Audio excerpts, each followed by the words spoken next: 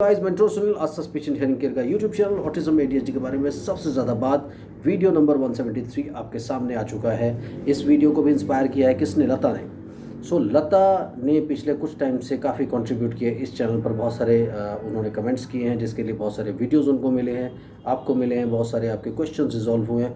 आपसे भी मैं ये इंसिस्ट करूँगा, आग्रह करूँगा, ज़िद करूँगा कि आप ज़रूर बहुत सारे कमेंट्स कीजिए ताकि आपके कमेंट्स पर भी वीडियोज़ इस चैनल पर आ पाएँ, क्योंकि अब आपको मैं फ़ोन पर आंसर नहीं करता हूँ, सीधा वीडियो बनाता हूँ ताकि आपके मन में जो चीज़ें उठी हैं ये कॉमन होती हैं आप सब लोगों के बच्चों के बारे में। तो आप अगर आपके वीडियो के लिए या आपके कमेंट के लिए आपको आंसर मिलेगा, वीडियो मिलेगा, तो वो आप समझ के चलिए कि वो सबके लिए है और सबकी नॉलेज उससे बढ़ती है। तो उनका कमेंट है कि बच्चों को जब चोट लगती है तो वो अपनी चोट पर से फिंगर पर ब्लड लेकर उसे सूंघते हैं, स्मेल करते हैं। ये क्या है? ऐसा क्यों बच्चे करते हैं? और काफ़ी खाने की चीज़ों को भी वो सूंघ सूंघ करके खाती है, तो ऐसा क्यों है? इसके ऊपर उन्होंने कमेंट किया है। आप कमेंट सेक्शन में उनका कमेंट देखेंगे और साथ साथ इस वीडियो में इस कमेंट का आंसर आपको मिलेगा। आप भी भर भर के कमेंट कीजिए, हो सकता है आपके कमेंट पर भी वीडियोज़ बने। तो दोस्तों, मुझसे कंसल्ट करने के लिए 8168790299 मेरा मोबाइल नंबर है, +91 इंडिया का SD कोड लगाना बिल्कुल ना भूलिए। अगर आप इंडिया के बाहर से कॉल करें, इंडियन कंसल्टेशन 500, इंडिया के बाहर से कंसल्ट करना चाहते हैं तो 1000 रुपीज़ अकाउंट में आपको ट्रांसफ़र करने पड़ते हैं। तो मैंने पीछे भी 1-2 वीडियोस बनाए हैं जिसमें हम लोगों ने बात की है OCD और ऑटिज़म के कोरिलेशंस पर। OCD means obsessive compulsive disorder and autism ADHD simple delayed speech and language and simple normal बच्चों को भी OCD की प्रॉब्लम होती है। और एक स्टडी आई है 84% बच्चों में कोई ना कोई, चाहे छोटी OCD हो चाहे बड़ी OCD हो, ऑब्सेसिव कंपल्सिव डिसऑर्डर, सब बच्चे 84% तो मैं नहीं कहूँगा, मैं तो कहूँगा सब बच्चों में कोई ना कोई ऐसी प्रॉब्लम, कोई ना कोई ऐसा डिसऑर्डर होता है, कोई ना कोई ऐसी ऑब्सेशन होती है जो आप नोटिस कर सकते हैं उन बच्चों में। स्पेशली ऑटिज़म, ADHD और बिहेवियर डिसऑर्डर जो बच्चे होते हैं, उन सब बच्चों में कुछ ना कुछ OCD या ऑब्सेसिव कंपल्सिव डिसऑर्डर रहता है। तो ये भी एक तरह का OCD होता है कि वो ब्लड को सूंघते हैं या खाने पीने की चीज़ों को सूंघते हैं। इससे वो अपनी एंग्जाइटी को सेटल करने की कोशिश करते हैं।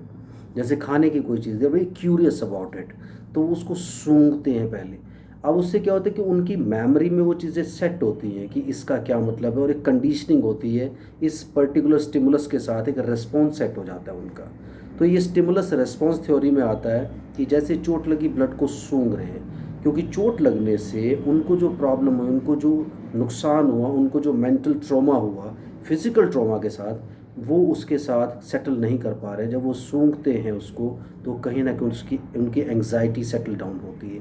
ये भी अगेन मैं आपको कहूँगा, अब इसको कोई सेंसरी इश्यूज़ मत बनाइएगा। ये तो एक वर्ड आप लोगों ने सुन लिया, आप कहीं भी किसी भी थेरेपिस्ट के पास जाते हैं, सेंसरी इशू, तो ये मत किया कीजिए। आप अपने बच्चे को ज़बरदस्ती ऑटिस्टिक सिम्टम्स के साथ मत जोड़ा कीजिए। ये सिंपल चीज़ है, एक नॉर्मल बच्चा भी होगा, उसे भी किसी ना किसी तरह की एंग्जाइटी होगी, चाहे वो सोशल एंग्जाइटी डिसऑर्डर हो, चाहे फूड्स को लेकर हो, चाहे एनिमल्स को लेकर के हो, चाहे एनवायरनमेंट को लेकर के हो, चाहे किसी भी तरह के चेंज को लेकर के हो। तो एंग्जाइटी या ऑब्सेशन हर बच्चे को कोई ना कोई ज़रूर होता है।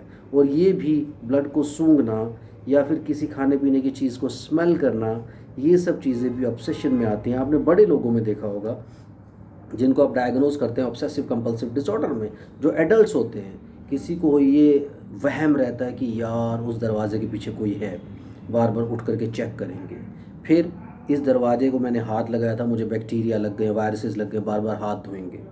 तो ये तो सभी के साथ होता है। आप किसी बंदे को देखेंगे, वो बैठे बैठे अपनी टांग हिलाते हैं, बैठते हैं, ऐसे कुछ हिलते रहते हैं। ये सारे ऑब्सेसिव कंपल्सिव डिसऑर्डर्स होते हैं। और मैं तो ये कहूँगा कि ऐसा कोई एडल्ट, कोई बच्चा नहीं है जिससे कोई ना कोई ऑब्सेशन ना हो। इसलिए इन सब ऑब्सेशंस को ज़बरदस्ती कनेक्ट मत करें। छोटे छोटे बिहेवियर्स हैं। बेस्ट इलाज क्या होता है कि इसको इग्नोर करें आप। जब आप ऑब्सेशंस को इग्नोर करते हैं या आप ट्रिगरिंग फैक्टर्स को चेंज करते हैं, यानी एंग्जाइटी को अपनी चेंज करने की कोशिश करते हैं, हटाने की कोशिश करते हैं, रिमूव, यानी एंग्जाइटी एक स्टिमुलस है, आप एंग्शियस हो रहे हैं, परेशान हो रहे हैं, उसके साथ आपका ये रिस्पॉन्स जुड़ा है। तो जब आप एंग्शियस होते हैं, अपने आप को डाइवर्ट करने की कोशिश कीजिए, बच्चे को डाइवर्ट करने की कोशिश कीजिए, नहीं कर पाते तो इग्नोर कीजिए, उसके ऊपर उसे टोकिए मत।